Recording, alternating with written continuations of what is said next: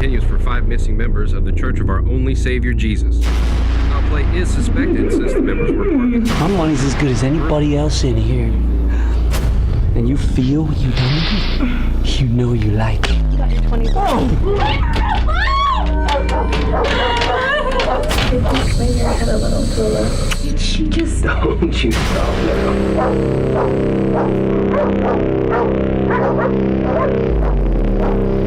Either way, we ain't leaving empty-handed. You hear me? Guys, please just give them what they want. Hey, first! And what your little fucking friend here doesn't seem to realize is that you girls are biased. Seeing stuff. The whole goddamn world out there, Jody, ain't nothing right. Hello everyone, this is Scott Geider. My very special guest today is director, editor, writer Christopher Downs. He's the mastermind behind, originally called Fetch, it's now called American Maniacs. Christopher, how are you? Doing well, Scott. How you doing?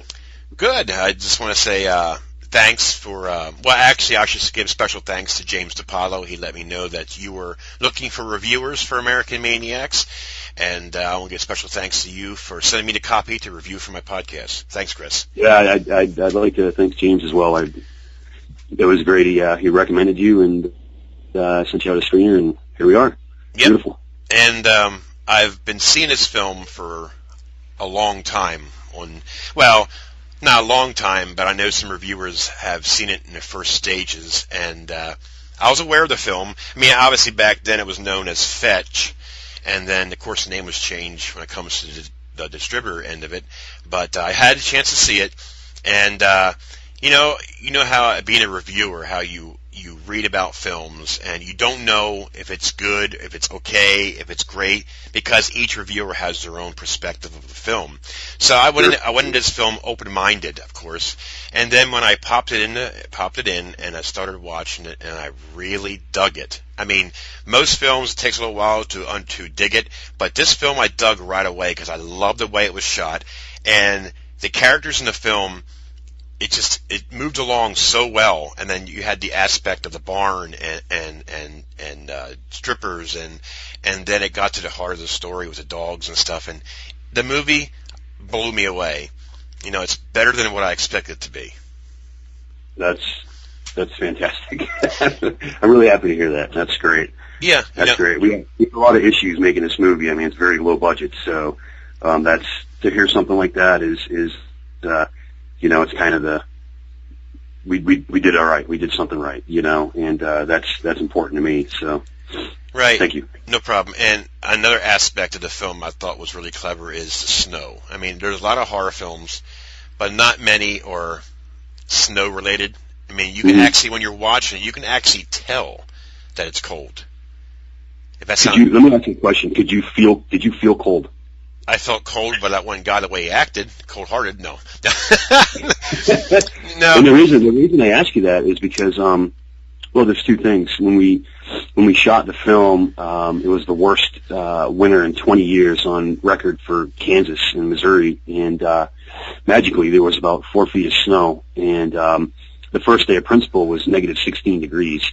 But a few days before principal, it started snowing like crazy, and we were like, oh my God, you know, what are we going to do? I mean, it was cold, but not like that. And, you know, I talked to the crew, and we're like, you know what, we're gonna man up, and we're gonna shoot right through this.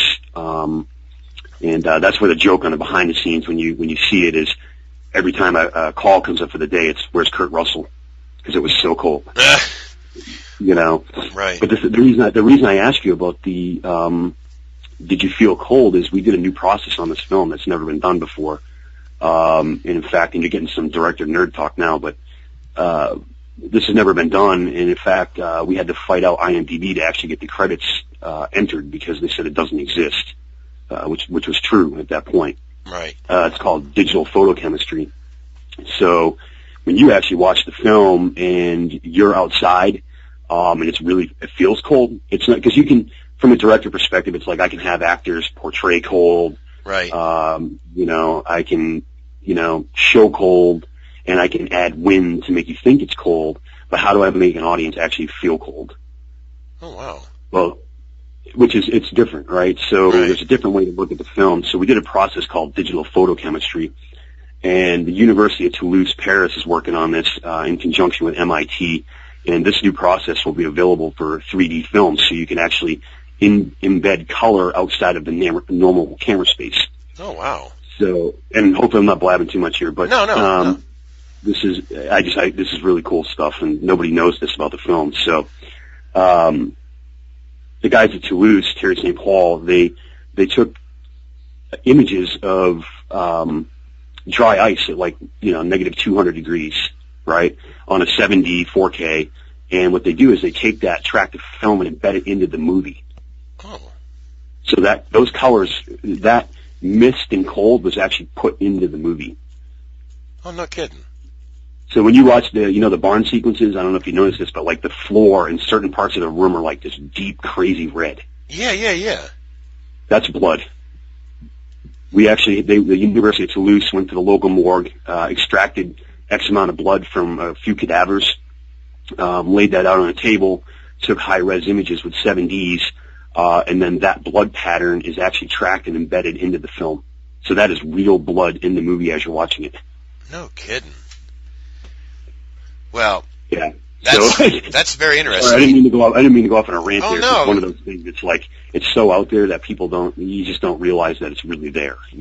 Well, what you just explained to the people, they find it very interesting. So that's just, that's good. I mean, well, one thing I will talk about is one of your characters who I thought was, excuse my French, but fucking brilliant, and that was Jason Curtis Miller as Clyde Arbuckle.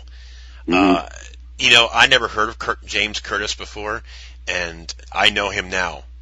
The performance that he had in this movie was top-notch, brilliant. Do you want to explain to listeners how you came across Jason?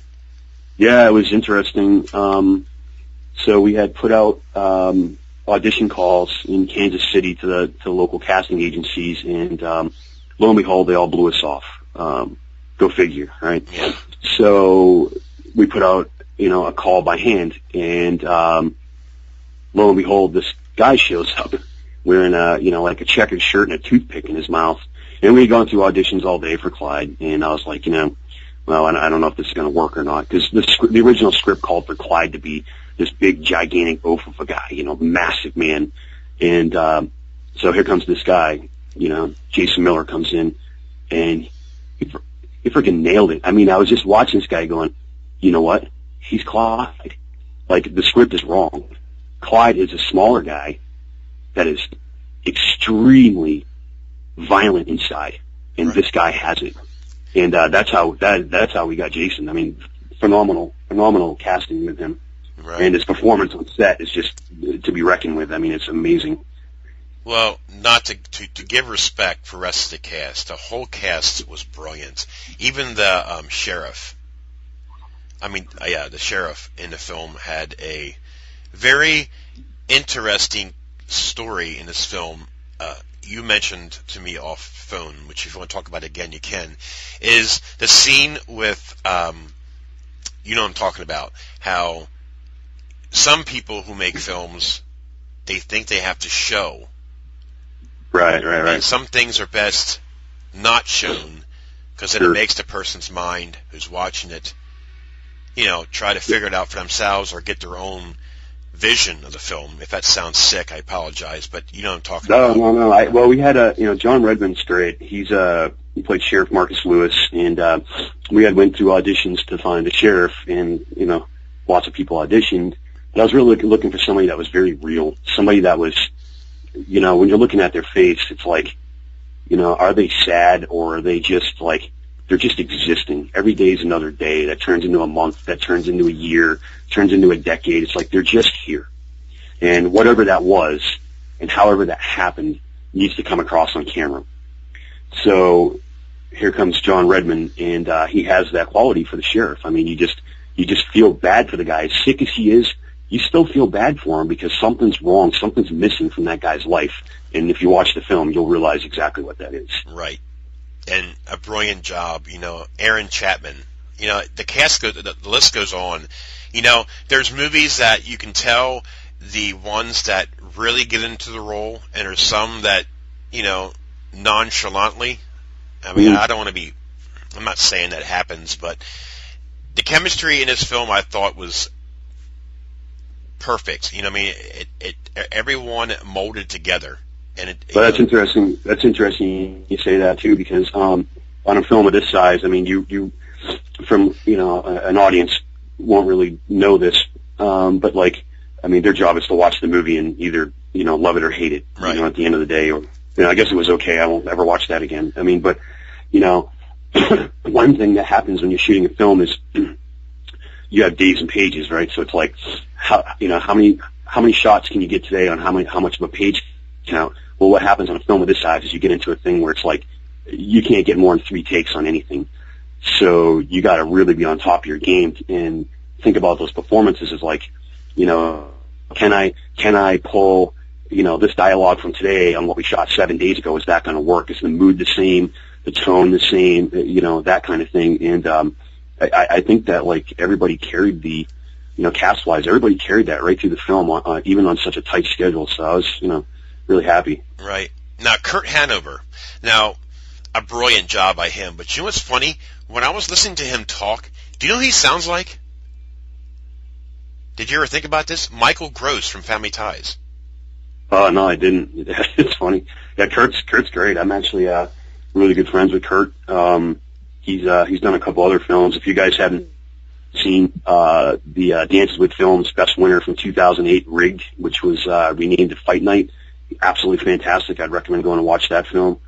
Kurt is he's a solid actor. Solid actor. Yes, he is. I'm not bashing him. I'm just saying the voice, it just reminded me of Michael Gross, and that's a good thing because Michael Gross, which you know who he is, the father from Family Ties, just his character, I thought, brought another element in the film because you didn't really know what angle he's coming from at first. I mean, he's, what I mean. So Go ahead. One of the things that we wanted to do was, I had talked to Kurt and Sean about this, Grip and Punch, and I said, there is some sort of homoerotic thing going on behind the scenes. We're not going to see it, but it's there. And I need to be able to present that on camera because, this movie's very twisted, right? I mean, it's like in every direction, something's wrong with somebody, everybody's out to get everybody, no one trusts anyone. It's like, how do you make that work? And, so I had a discussion with them about that, and, I think that came across on camera because of the way they talk to each other. Sometimes you're like, wait a minute, Yeah. You really just don't, you don't really want to, that's not what the film's about. So you don't want to dive into it, but you want to know, you want to at least key the audience in on it where they pick up and they're like, which is why the score in that, those sequences that they're in the house when they're talking has this really unique sound to it. It's very, the undertone is close and scheming. Right. It took a while to come up with that to make you feel that way, but it seems that it works. Well, when Sean G. Smith, Punch, when he came into the movie, he just gets out of jail, and I don't know what it was, but his character, you were focused in on him. I don't know what it was, but it was weird. It's like there was his performance. You knew there was something wrong, and I think that's a brilliant acting job by him. And his look in that film, I thought, was really. I mean, when he talked, you focused right on him. Some actors have the ability to be able to be focused on, but this guy had my attention. And then, of course, Sean is. I'll give you a little bit about Sean. Sean is. I had brought him into the film, and we basically had, obviously physically met, the day he was picked up from the airport to be on set, and we hit it off. I mean, Sean and I have actually become really, really, really good friends, and his wife Mindy. I mean, they're just fantastic people, and he's fully schooled, trained, well-versed actor in dancing, tap dancing. I mean, the guy is just a talented guy, and what was interesting is we had a discussion about Punch, and directional wise, it's like you want to steer a cast member in the right direction. It's like you got to find that one liner. It's like, here's your character in one line, like, so it's easy to remember, and you can't really fall out of it too hard. And he had asked me, and I said, here's the thing about Punch. Punch only thinks about what is happening right this very minute. Right. Nothing else matters. What happens now is everything. I said, which makes the guy an asshole. Because he's not thinking about anything 3 weeks from now. He's worried about right this second. Right. And that was the character of Punch. I mean, that's how he ran with it. And Sean took it and just went to town. Right. And as you know, my father-in-law was watching it with me, and he said, this is what he said. He said, well, he goes, you know, when he went to, to Rob or whatever, but he says, well, they're messing with the wrong guy. That was his words. And people who hasn't seen the film, when you watch it, you know exactly what he's talking about. But, you know, I have to be careful because I don't want to give too much away. But, you know, every character in the film had its part in the film. And the brothers, you know, the Griffin brothers, and of course you had a handicapped brother. And it's just a remarkable, and I told you before, which I can't say because it'll ruin it, but you know what I said about the scene towards the end. That, right. But yep. The film was well shot. You know, I mean, you told me the budget. It flabbergasted me when you say that, because the way the film was made, you would think that the budget is $50,000, $100,000.